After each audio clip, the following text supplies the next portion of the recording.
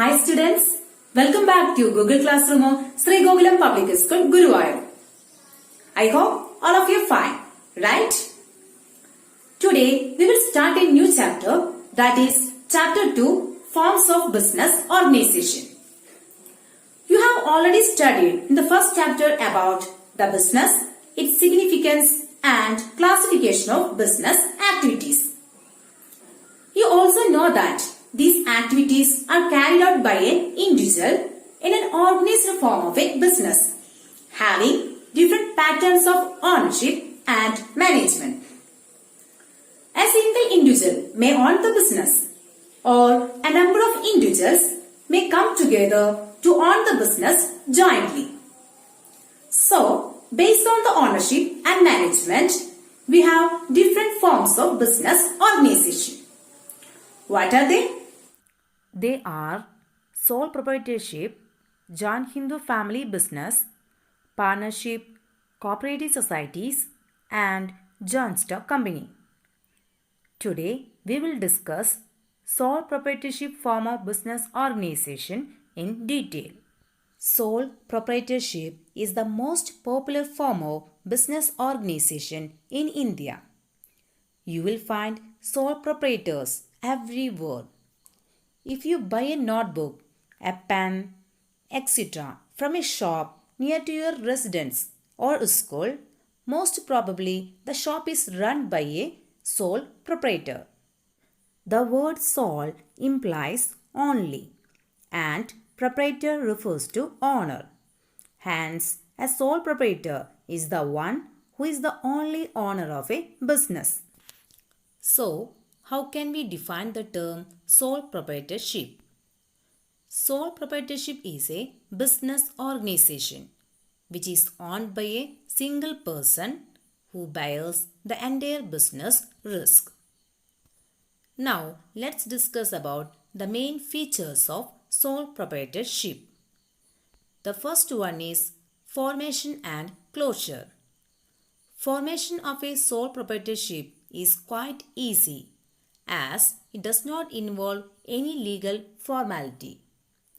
Closure of the business can also be done easily. Thus, there is ease in formation as well as closure of business. And the next feature is sole risk bearer and profit recipient. Sole proprietorship is owned by a single individual. He alone is responsible for bearing risk and managing the affairs of the business. Besides, sole proprietors have unlimited liability. That means the owner is personally responsible for payment of debts in case the assets of the business are not sufficient to meet all the debts. However, if the business is successful, the proprietors enjoys all the benefits. And the next feature is control. Sole proprietorship is a one-man show. Thus, the owner takes all the decisions relating to business operations. He can carry out his plans without any interference from others.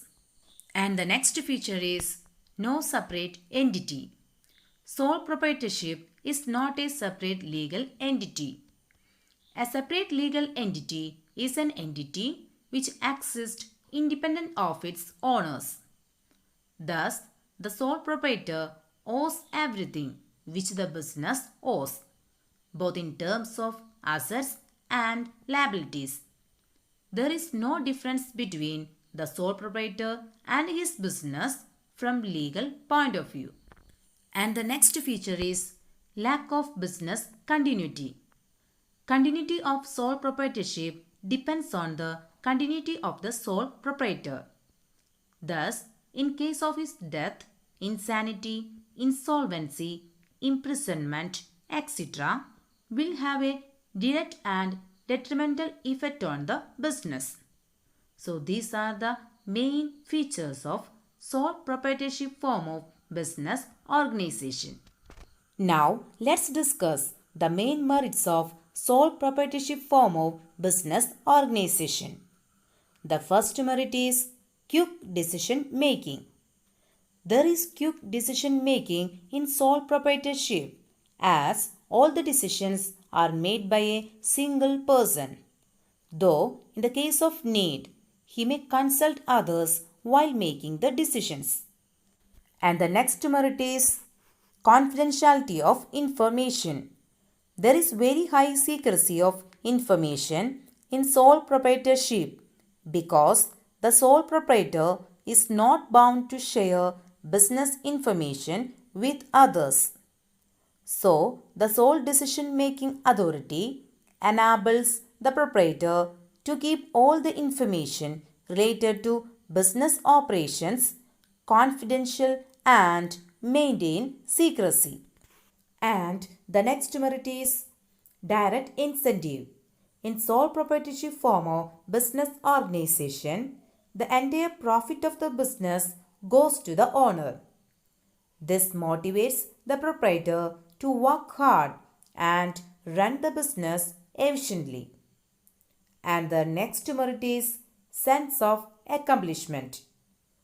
Sole proprietorship tends to provide a high sense of accomplishment as the owner handles all the business dimensions single-handedly. If the business is quite successful, the owner feels that he has done something meaningful in his life. And the last merit is ease of formation and closure. Formation and closure of sole proprietorship is quite easy. An individual with a small amount of money can start the business as a sole proprietorship firm.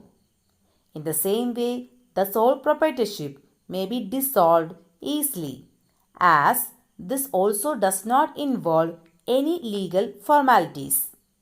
So, these are the main merits of sole proprietorship form of business organization. Now, let's discuss the main limitations of sole proprietorship. The first one is that limited resources. Resources of a sole proprietor are limited to his personal savings and borrowings from others. Banks and other lending institutions may hesitate to extend a long-term loan to a sole proprietor.